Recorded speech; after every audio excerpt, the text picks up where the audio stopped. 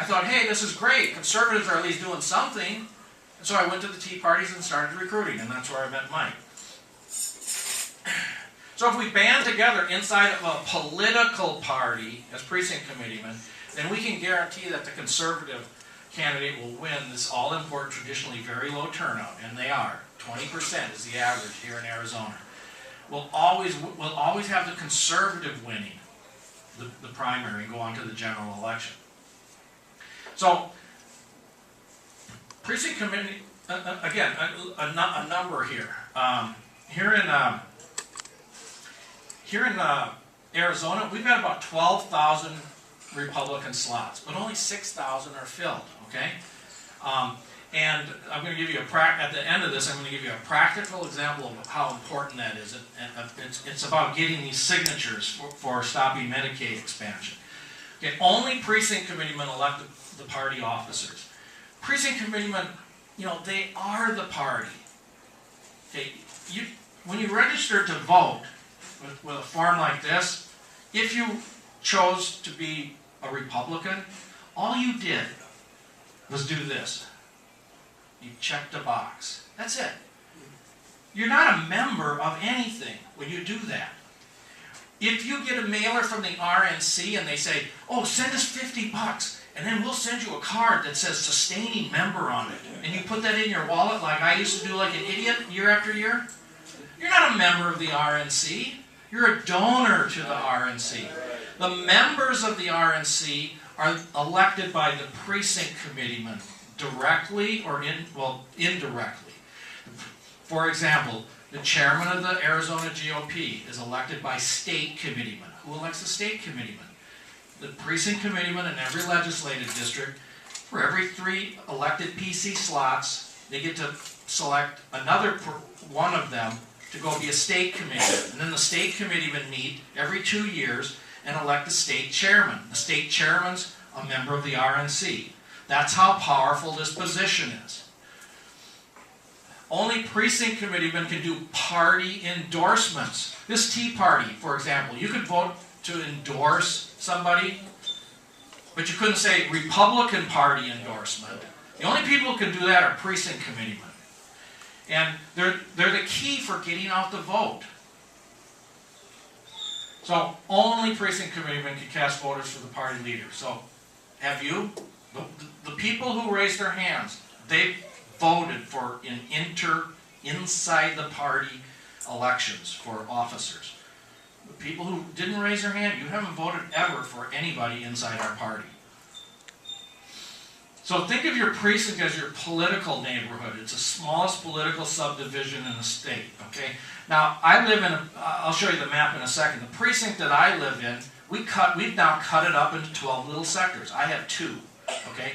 That's my area. I'm getting to know these people. I've knocked on their door 3 or 4 times now in different elections, dropped literature off. I've called them, okay? And I usually have to leave a message because nobody answers their phone anymore. But at least they're getting a call from this guy named Schultz who says he's a precinct committeeman and he's reminding me to vote. And then these people who are irregular voters start to become more regular voters. And the more you do this, the easier it becomes because you get familiar with the neighborhood and everything. And so, and then some of these people who voted 50% of the lesser of the time, they'll move up into the 75% bracket, or maybe the 100% bracket over time, and then you're not going to bother them anymore because they're going to vote.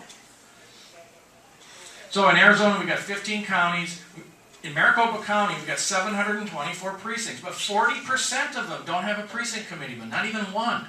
Mm-hmm. So when it comes time to election, who's getting out the vote in that precinct? Only the candidates' volunteers, nobody from the party. Well, not necessarily.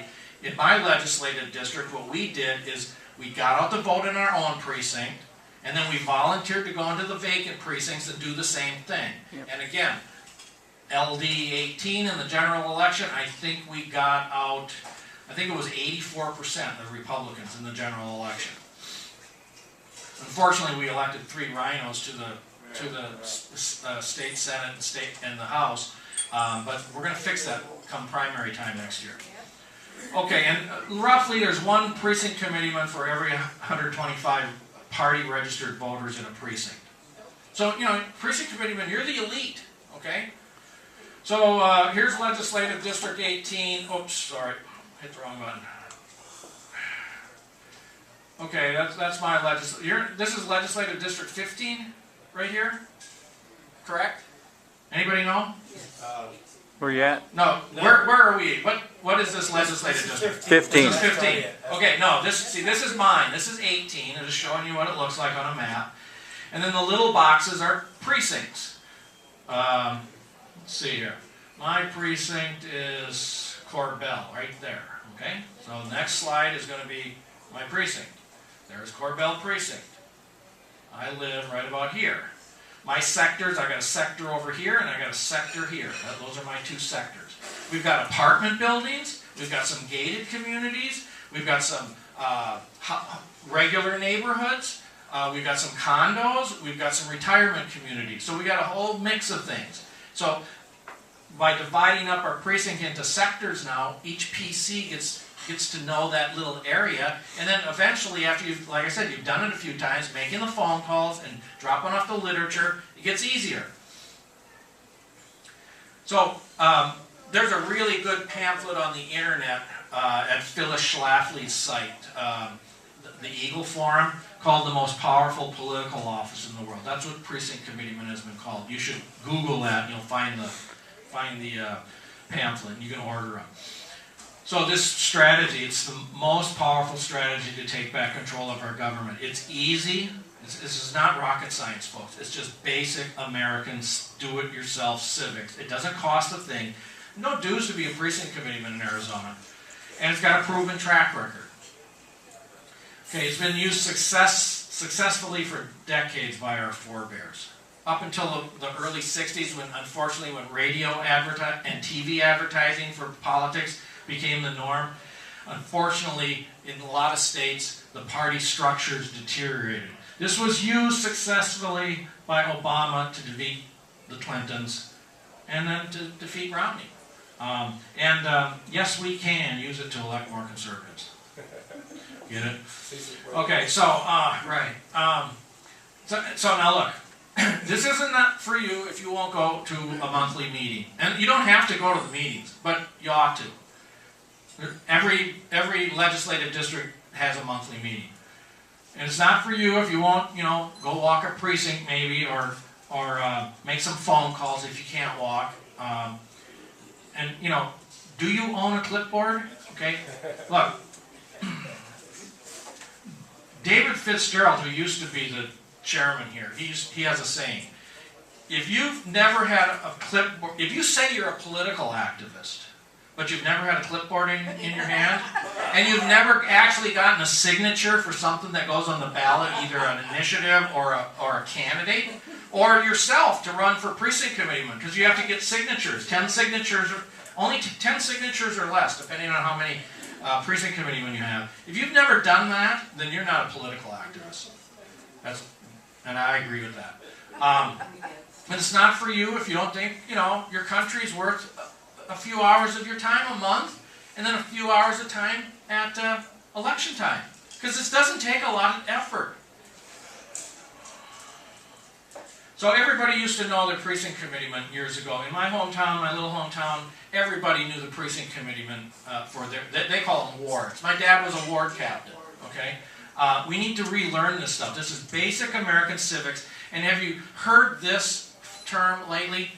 Civic duty? Like jury duty? That's a civic duty. You shouldn't shirk it. Well, this same thing here. This is something that you got to do. They told me in my civics class in 7th grade, there may come a time when your country is in some sort of political crisis. Then you have to step up to the plate and become a member of a political party and set things straight. Well, that time's here, folks. I mean, for crying out loud, this country re-elected this idiot? Yeah.